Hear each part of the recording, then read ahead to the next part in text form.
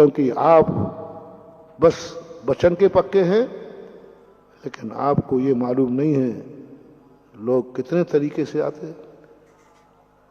तुमने तो वचन दे दिया कि नहीं, मेरे पिताजी के लिए वो आती ना कन्या, कोई खेवटिया की कन्या, तुमने तो कह दिया आप अपनी कन्या दे दीजिए मेरे पिताजी को, आप जो कहोगे वो मैं करूंगा। अब ताश्री को ये नॉलेज नहीं था कि बेटी का बाप क्या मांग सकता है, क्या मांगेगा। सोने से लाद दूंगा, जो मांगेगा सब दे दूंगा। ताश्री बातों में नहीं बोले, आप तो, मैं इनको मां मान के पूछूंगा, आप बोलो क्या करना है। भीष्म पितामह गांगे वचन दो। गांगी ने कहा क्या वचन देने में बाधा है, क्या मांगेगा।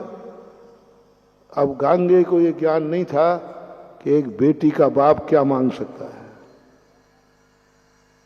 क्या मांग सकता है, नहीं ज्ञान था। दे दिया वचन, मांग लो क्या मांगना है। लो धीवर ने, बेटी के बाप ने मांग लिया, मेरा बेटा, मेरी बिटिया से जो बेटा होगा वही राजगद्दी पे बैठेगा, वही राजगद्दी पे बैठेगा। ताश्री को ये उम्मीद नहीं थी, यही मांगेगा मेरी बेटी सुखी रहेगी कि नहीं वहां कोई, लेकिन उन्होंने तो अभी बेटा हुआ ही नहीं, वचन पहले ले लिया। ताश्री चूक गए। विदुर कहते हैं ताश्री तुम अपनी भूल के कारण चूक रहे हो, तुम्हें अपने संबंध में ज्ञान है, सामने के संबंध में कुछ नहीं जानते, और यही तुम्हारे लिए परेशानी का कारण है। तो भीष्म पितामह ने कह दिया ठीक है राजगद्दी पर बैठ जाए, उससे क्या फर्क पड़ता है।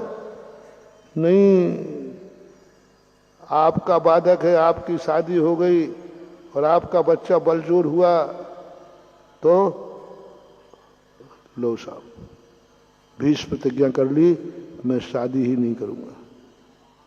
वहां बर्बाद हो गया, वो कुरुवंश नाश हो गया, नहीं समझ पाए। फिर बाद में जाकर के जब दुर्योधन को नहीं समझ पाए, बोलो देखो साहब बड़े लोग बैठे हो आप लोग, हम लोग भाई भाई खेलेंगे, बीच में कोई बोलेगा नहीं। ताश्री द्रोणाचार्य सबके तो बोले इसमें ठीक है अपन चुपचाप बैठेंगे, खेलने तो क्या होना है, पांच ही तो फेंकना है, अरे जुआ खेल रहे हैं कौन सी, अपन लोग मौन बैठेंगे। दुर्योधन ने शकुनी मामा ने कहा पहले इन सबको हथियार डलवा दो। तो दुर्योधन ने कहा साहब आप सब बड़े बड़े धुरंधर लोग हो, कृपया करके हम लोग खेलेंगे तो बीच में आप लोग बोलना नहीं, मौन रहना। सब समझ नहीं पाए, सब समझ नहीं पाए, बोले ठीक है मौन रहेंगे, हम लोग क्या करना है। लो सबको मौन करा दिया। उन्हें क्या मालूम था ताश्री ने कि ये मौन कराना कितना घातक बन जाएगा, द्रौपदी का चीरहरण हो जाएगा। कौन है दोषी, भीष्म पितामह। विदुर कहते ताश्री आप हैं, गुरु द्रोणाचार्य आप हैं, आप लोग मौन क्यों बैठे हो। आपको सोचना चाहिए था ये धूत कीड़ा है, इसमें कुछ भी अनर्थ हो सकता है। नहीं, मैं मौन नहीं बैठूंगा, यदि गलत होगा तो राजा बोलेगा। बड़ों के कहने पर मौन ले लेना। सुनो रे बड्डे लोगों, छोटों के कहने पर कभी मौन मत ले लेना, बहुत बड़े चाल में फंस जाओगे। तुम बड्डे बड्डे बनकर के दही बड़ा हो जाओगे। हाँ वो पैर पड़ेगा, आप लोग कृपया करके मौन बैठिए, कभी मत लेना नियम है। हाँ बड़े मौन देवे तो जरूर ले लेना। अब लीजिए, मौन बैठाल करके विदुर ने रोका कि बड़ों को मौन क्यों दिया जा रहा है। जब जब बड़ों को मौन दिया जाए समझ लेना कुछ अनर्थ होने वाला है, और जब जब छोटों को मौन दिया जाए बड़ों द्वारा समझ लेना बहुत बड़ा लाभ होने वाला है, बहुत बड़ा लाभ होने वाला है। क्योंकि बड़ों ने कह दिया है सब लोग मौन रहेंगे, और छोटा कहे तो समझ लेना आनंद करने वाला है। कौन छोटा व्यक्ति बड़ों को मौन देखना चाहता है? अरे बड़े तो बोलते हुए अच्छे लगते हैं, बड़े लोग तो बोलते हुए अच्छे लगते हैं। और ये कैसा छोटा है जो कह रहा है कि कृपया करके आप मौन रहें? मोटिवेशन। बच्चा यदि आपसे कहे पापा आप मौन रहना, सावधान, वो बहुत अनर्थ करने वाला है, आप मौन मत ले लेना। पत्नी कहे कि तुम मौन हो जाना, मौन मत ले लेना। नौकर कहे मालिक आप मौन बैठना, मत बैठ जाना, नियम मत ले लेना। और मेरा कहना छोटों से है, बाप यदि कहे बेटे, गुरु कहे यदि चेले से मौन रह जाना, तुरंत मौन स्वीकार कर लेना। पिता बेटे से कहे तुम मौन रह जा, चुप बैठ जा, चुप बैठ जाना, ये नीति है। और मौन बैठा दिया। अब उन्हें क्या मालूम कितना अनर्थ हो जाएगा। अब बीच में बोलना जाए, ताश्री वचन दिया था आपने, हम मौन बैठेंगे। बड़ों का मौन होना राज्यसभा में अनर्थ का कारण बना। जुआ अनर्थ का कारण नहीं बना, वे पासे अनर्थ के कारण नहीं बने, वो शकुनी अनर्थ का कारण नहीं बना। द्रोणाचार्य, कृपाचार्य, दशराज और भीष्म पितामह का मौन लेना और दुर्योधन का मौन दिलवाना, वो अनर्थ का कारण बन गया। इसलिए आशीर्वाद देते समय आपको नमोस्तु का ज्ञान होना चाहिए। मोक्ष मार्ग पर जा रहे हो, संसार का ज्ञान होना चाहिए। आप क्षमा को धारण कर रहे हो, क्रोध का ज्ञान होना चाहिए।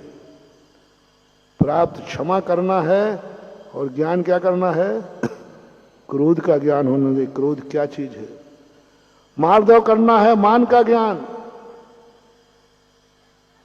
आर्जव धारण करना है, मायाचारी का ज्ञान। क्या आपने मायाचारी का पुराण पढ़ा है? तो आप आर्जव धर्म को स्वीकार कर सकते। मुझे क्षमा धारण करना है तो गुरु ने कहा ये क्रोध पुराण पढ़ो। अरे भाई महाराज जी आप क्या कह रहे हैं? मैं क्षमा धारण करना चाहता हूं, मैं क्षमाशील बनना चाहता हूं, कोई क्षमा पुराण दो। और गुरु ने दे दिया क्रोध पुराण।